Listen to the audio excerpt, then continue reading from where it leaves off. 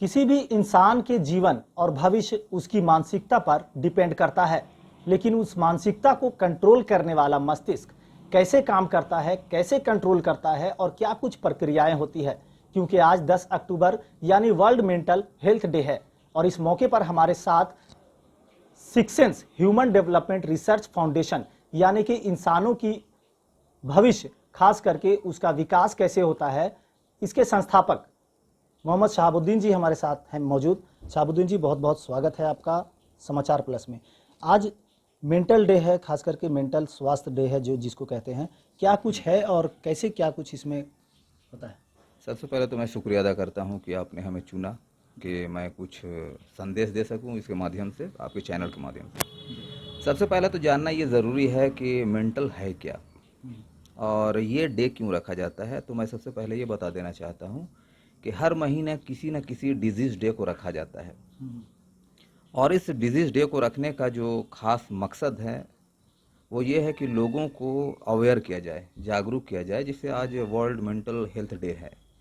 तो आज के दिन ये रखने का खास मकसद यही है कि लोगों को दिमाग के बारे बताया जाए और अच्छी तरीके से बताया जा सके ताकि वो अपने लाइफ को कंट्रोल कर सके। तो दो चीज़ें हैं अपने साथ। एक तो हमारा जो ऑर्गेनाइजेशन है six sense human development research foundation, यानी कि मानव के विकास को सामने लाकर उसे एक मार्ग दिखाना ये काम है। तो सबसे पहले मैं बताना चाहूँगा कि जो हमारा ब्रेन है जो कंट्रोल करता है, तो इसको हेल्दी रखना बहुत ज़रूरी होता है और इसको हेल्दी रखने के लिए सबसे पहले हमें डाइट जानना ज़रूरी होता है कि आखिर दिमाग को स्वस्थ रखने के डाइट क्या हैं, उसके जो पोषक तत्व क्या हैं। क्योंकि हमारा ब्रेन जो है उसके अंदर लगभग 32,000 वेन पाए जाते हैं जी। वेन तीन तरह के होते हैं। एक तो जो हमें नज़र आते हैं जो बॉडी में, जिनको हम नस कहते हैं, रग कहते हैं। दूसरा होता है जो दिल के अंदर जाता है, उसे आर्टरी कहते हैं। और तीसरा वो जो हमारे दिमाग पे होता है उसे हम कैपिलरीज कहते हैं। तो लगभग 32,000 जो ये कैपिलरीज हैं उसको ऑक्सीजनेटेड ब्लड चाहिए और हेल्दी ब्रेन को रखने के लिए ओमेगा 3 की ज़रूरत होती है जी। विटामिन ई, एंजाइम, ओमेगा 3, ये सारी चीज़ें ज़रूरत होती है।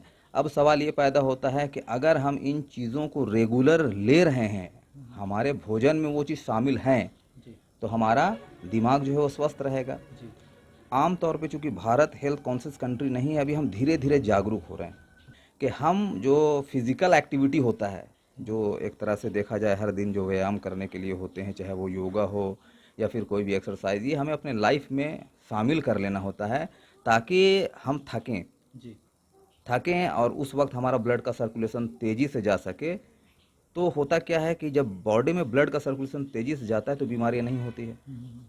अगर सीनियर साइंटिस्ट की हम बात करते हैं तो उनका कहना यह है, रिसर्च के दौरान ये पता चला कि आमतौर पे जब लोग थक जाते हैं और ब्रेन पे सही तरीके से ऑक्सीजनेटेड ब्लड नहीं पहुंचता है तो लोगों को जो है वो एक तरह से मानसिक बीमारी अपने घेरे में लेना शुरू कर दी।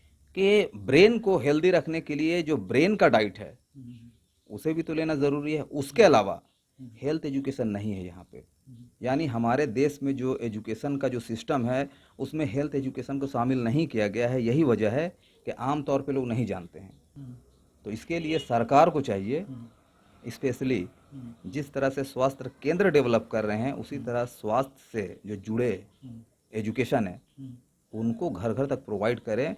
और ऐसे में सिर्फ ये नहीं कि किसी कॉलेज यूनिवर्सिटी के प्रोफेसर या किसी को आप ले लिए, आम आदमी के पास भी वो क्षमताएं हैं, उनको यूज़ करें।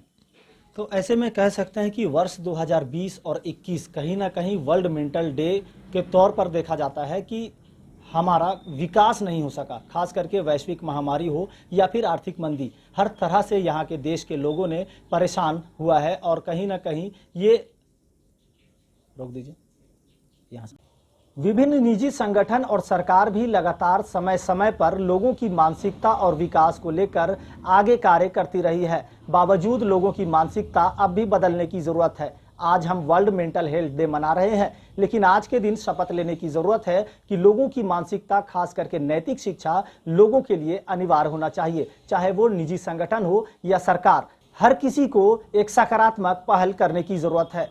सहयोगी विजय के साथ मोइजुद्दीन, समाचार प्लस, रांची। समाचार प्लस, खबर वही जो हमने कही।